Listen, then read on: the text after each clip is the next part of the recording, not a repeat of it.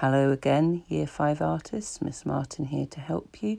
We're going to be working on our background. So to help with that, we're going to look at some top tips for mixing our colours. The first thing is have clean water. Look at how mucky that yellow is just from having dirty water. You look at there, a nasty grey yellow. So if you imagine trying to mix nice clean colours, if you've got dirty water, it's impossible. So take your brushes. Take them for a good wash as well.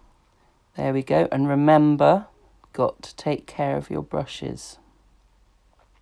Give them a little squeeze out, get the water out and get them reshaped. Okay, so we're going to have a little go. Let's have a try of our yellow now. And we can see with our clean water what a difference that makes. Remember to put a bit of water in to make the paint smooth. And look at that lovely bright yellow. And that is just from using clean water. How important that is. It makes such a difference. Let's have a little look at our palette here. So I've already got my black and white on. And then I've put the colour on there. And I'm keeping them separate. So I've got space to draw. Now I'm okay using this yellow water because I'm going to be mixing yellow, which is going to be my lighter colour. And I'm going to be mixing a nice colour of green, so I need some yellow, my lighter colour, and a tiny blob of blue. You see the difference that tiny amount makes? People often overdo this, put far too much of the darker colour in first. And there we go. And remember to mix well, because can you see? You can really get a sense of the different colours within that because it's not properly mixed.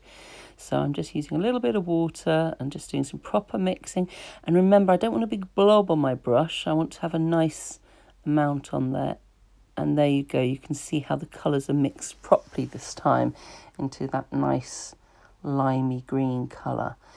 Okay. See how nice and smooth that is? Because I've put enough water in it and I really mix the paint up.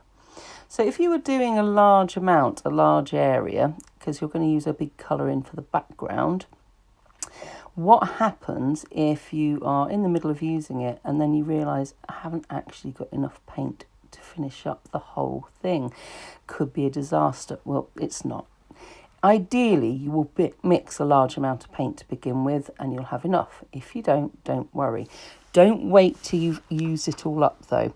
You want to just start mixing the colour again at one end. Mix enough colour to begin with, that's the top tip. But if not, you do this. So you start trying to match the colour up while you can compare it. You can see the colour that you want already on your plate. So you just slowly mix that in.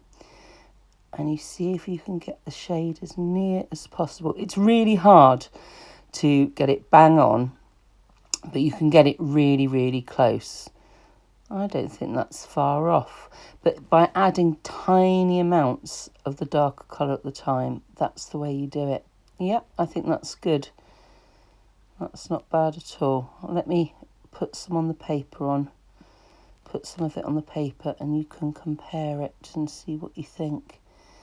Remember to always load up your brush nicely. That's not bad, you know, that's not bad. So if you have to start using another mix of the paint, then try and blend it together with the paint you've already got on there. So you might need to just sort of like paint over the bit that you've already done just to blend it. Can you see that? I've joined it together there. So that's working well. So you're going to need a nice strong colour for your background. As I say, try and mix plenty of paint to begin with. If you don't have enough, it's not the end of the world. And remember, always change your water and always look after your brushes. They are your best friend in this. Bye. Okay, let's move on to filling in. So I've been drawing out all my objects to represent the job that Miss does. So I've just drawing in my last thing here, which is a pencil. And you'll come up with really original, great ideas of objects. And we're doing the Michael Craig Martin idea, aren't we? So we want very simplified objects. Now, I didn't have a ruler, but actually I would have loved to have had a ruler to draw out my shapes. Straight edges, remember, look fantastic. So if you've got a ruler, use that. So I'm going to start painting my background in first, and it's the same as the face where you block in the colour. I'm going to do a really nice orange. You can use one of the primary colours, the red, yellow or blue, or you can mix your own secondary colour. So I've gone for this nice orange, and I'm using quite a big brush to begin with because I'm just blocking it all in.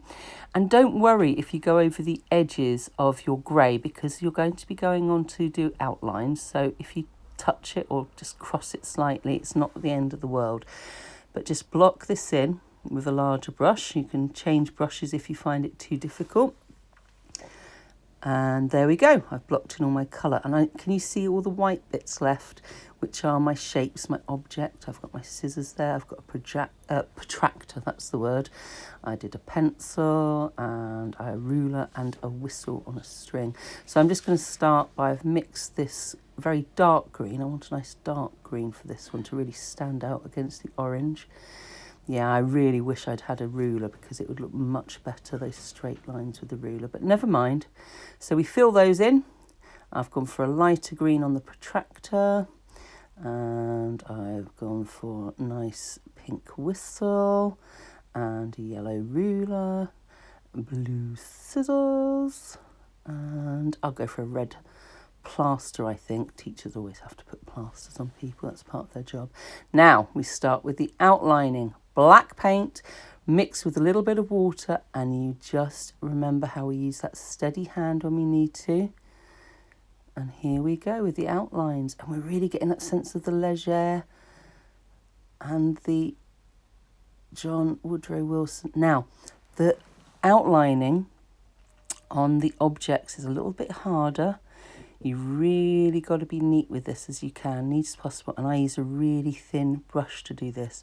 I also, for parts of it, used a black marker pen. So for the ruler and for the protractor where I wanted to draw some lines on, I actually use a ruler and a marker pen. And that's fine if you find that easier. But try and do some of the outlines with paint, because this is a paint project after all. There we go, just doing my outlines. And you can really get a sense now of the Leger, the John Woodrow Wilson on the portrait, and then the background being Michael Craig Martin's.